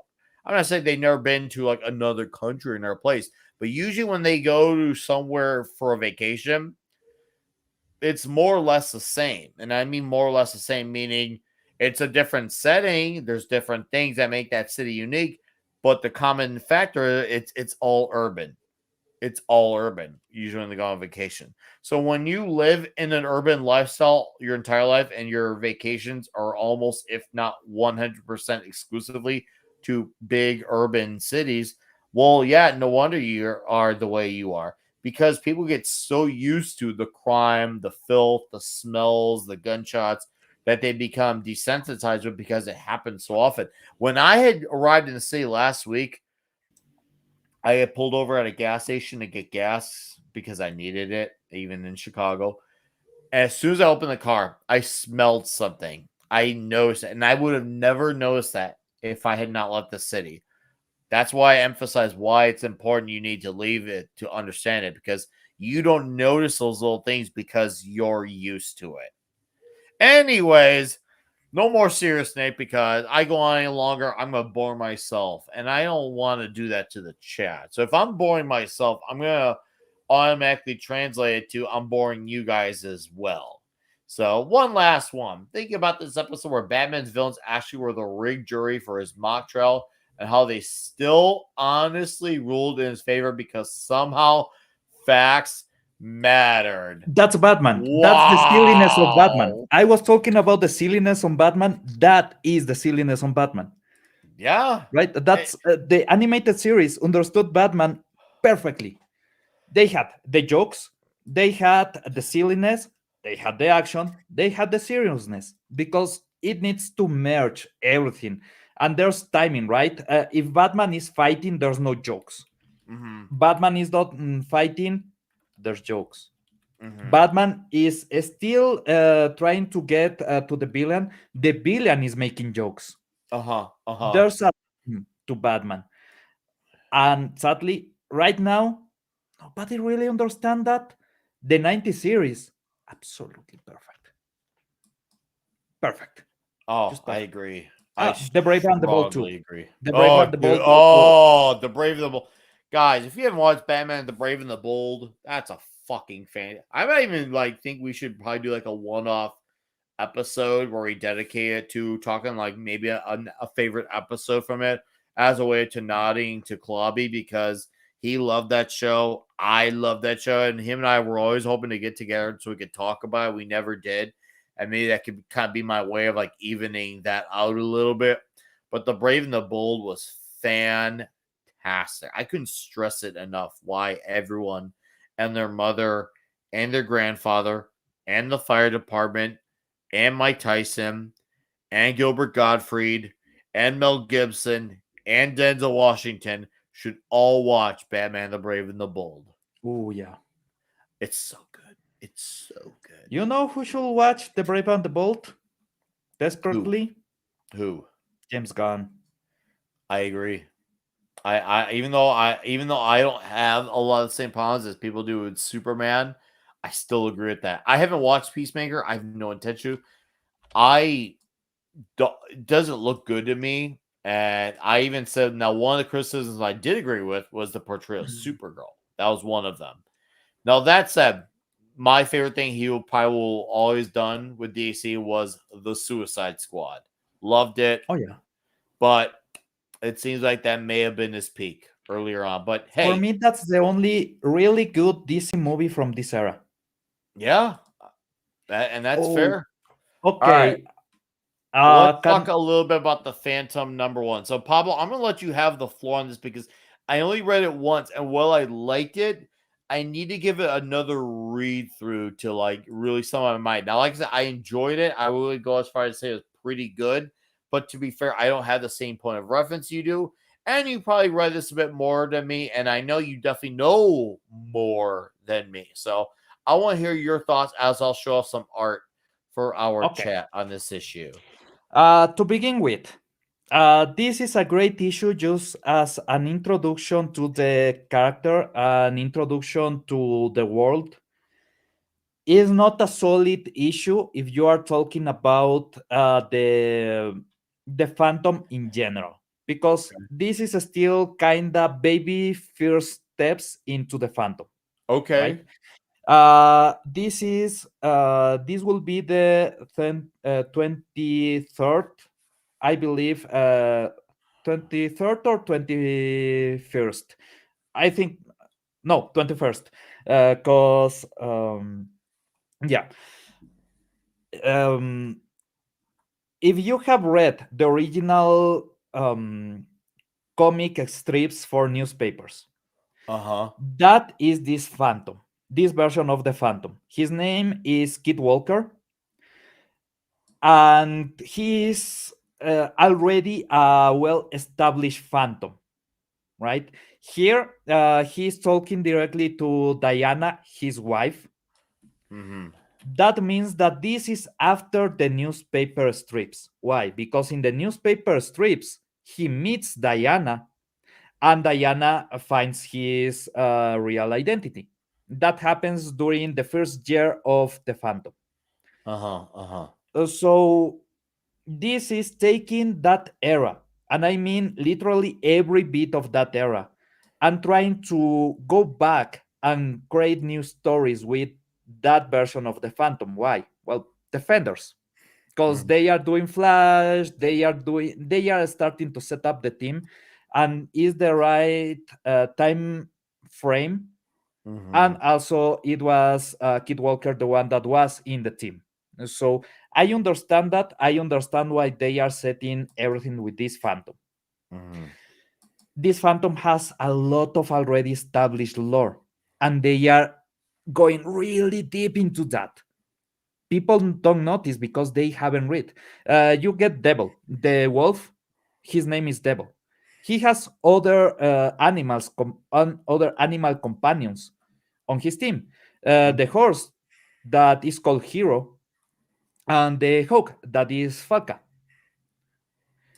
And most of the phantoms will have those three animals, or at least two of those animals, because well, they die and they get another and name him the same, right?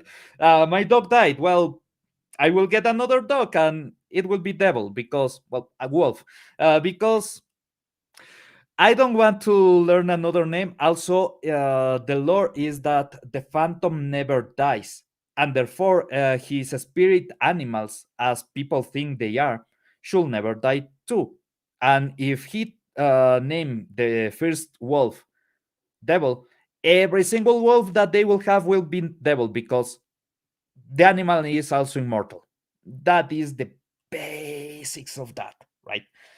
So they are introducing the animal companions. They are introducing the love interest that actually is already his wife.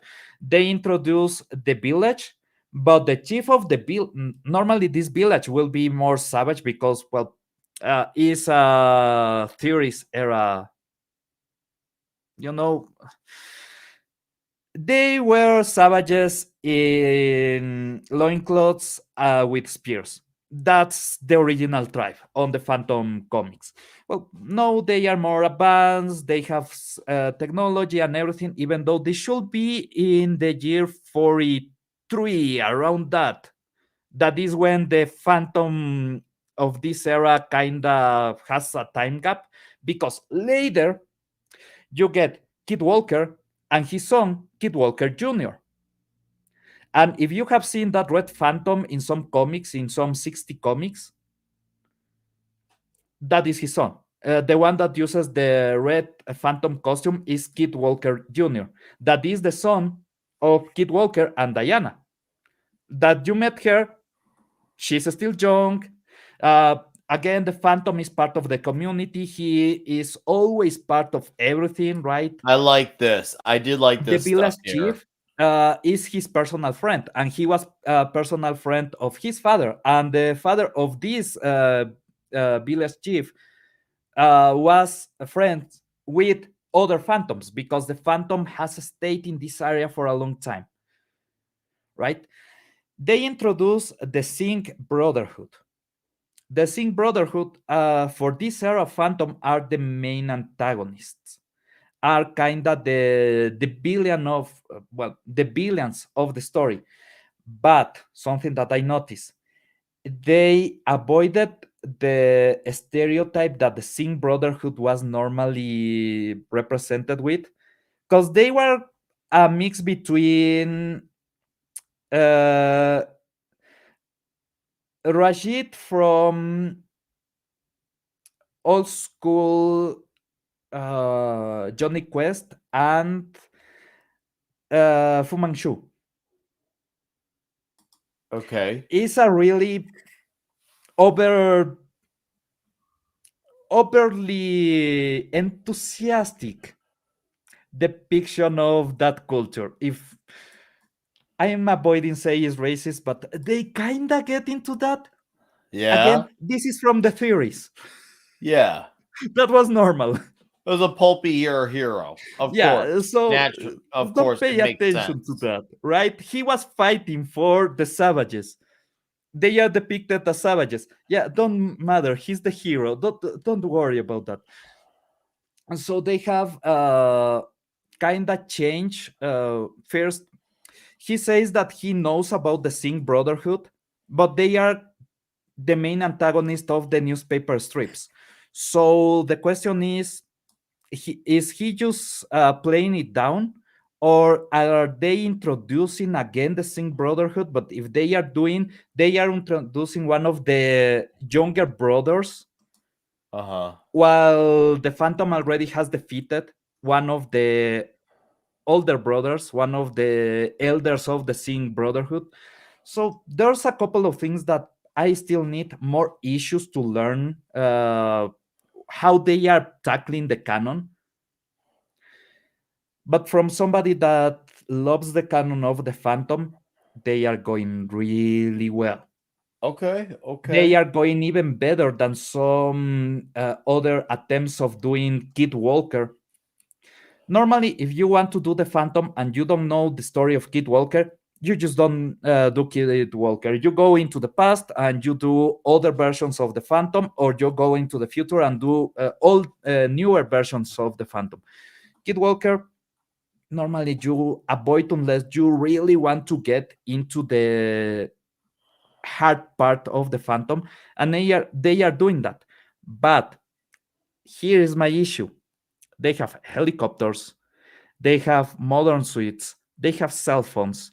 Again, this is Kid Walker. This is the 21st Phantom. That means that he is right now in 1932, with, or at least between 32 and 43. But this is modern. So they are tackling everything right about the Phantom, except that. It almost And sounds like what I'm getting from it, and correct me if I'm wrong. It feels like they're trying to juggle a lot, almost intentionally, a and lot. somehow it works. It works. They are not nailing everything, but I'm enjoying this as a Phantom fan. And it's a good introduction to the Phantom for new audiences. That's a But if big you're a important purist, part. one, if this is Kid Walker, the logo on his belt should have the stripes. Okay. It doesn't. So, one detail that is wrong. Or other detail, the pistol that he uses, not the right pistol. It should be another kind of pistol, an old school American pistol that he actually gets in one of the issues, in Uh-huh. one of the strips.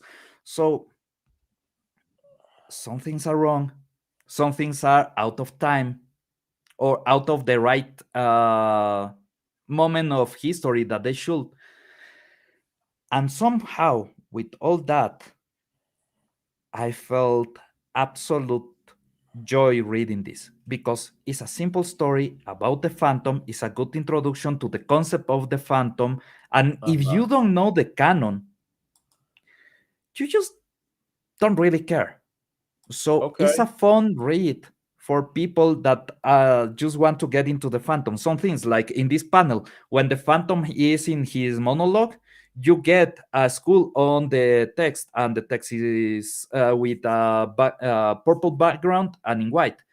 But sometimes you get the monologue of the villain and is in red.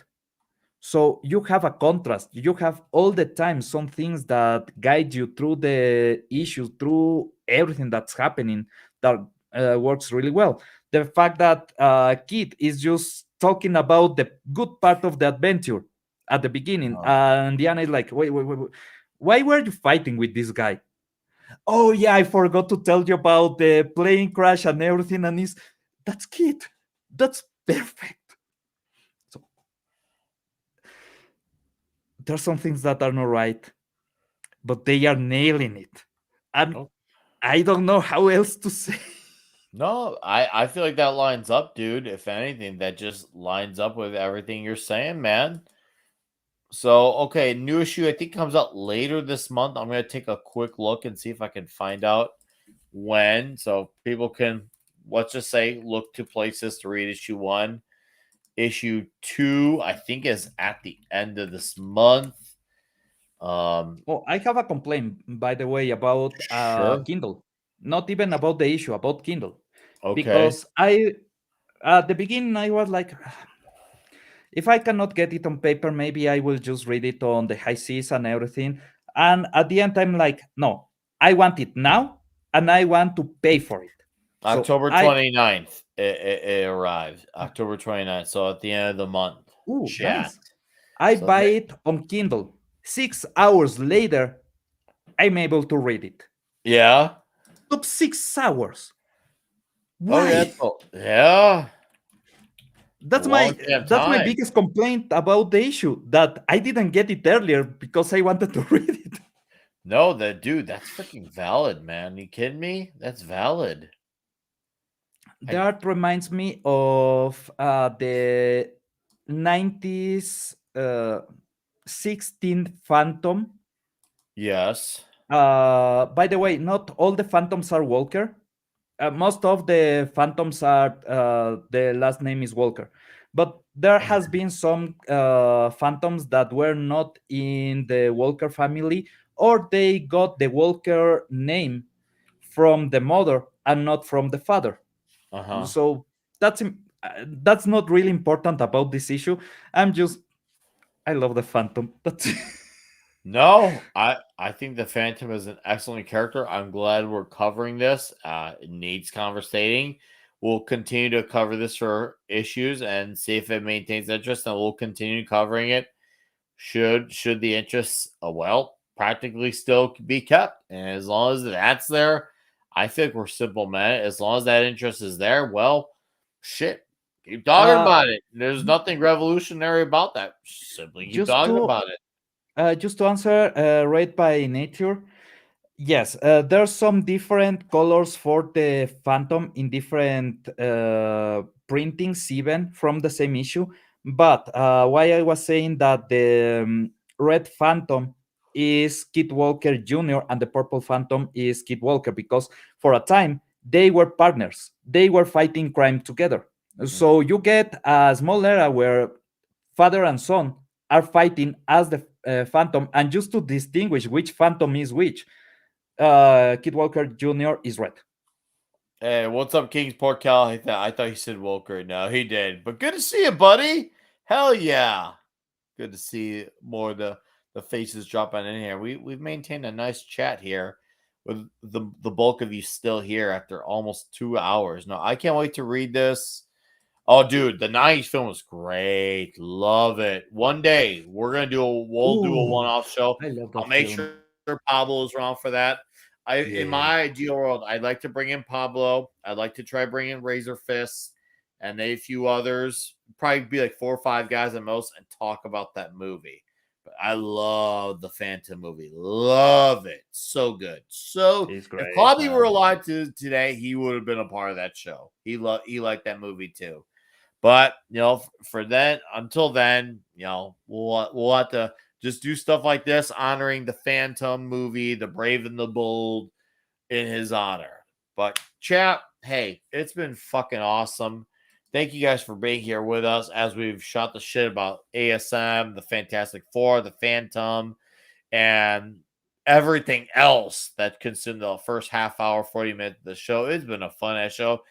Thank you to Makani, my buddy Makani, for the super sticker earlier. Appreciate that, dude. We'll be back here next Saturday, same bat time, same bat channel, talking more classic ASM, more classic F4, and of course, we'll get to robots with Transformers number 25. I cannot wait. It's gonna be fun as shit.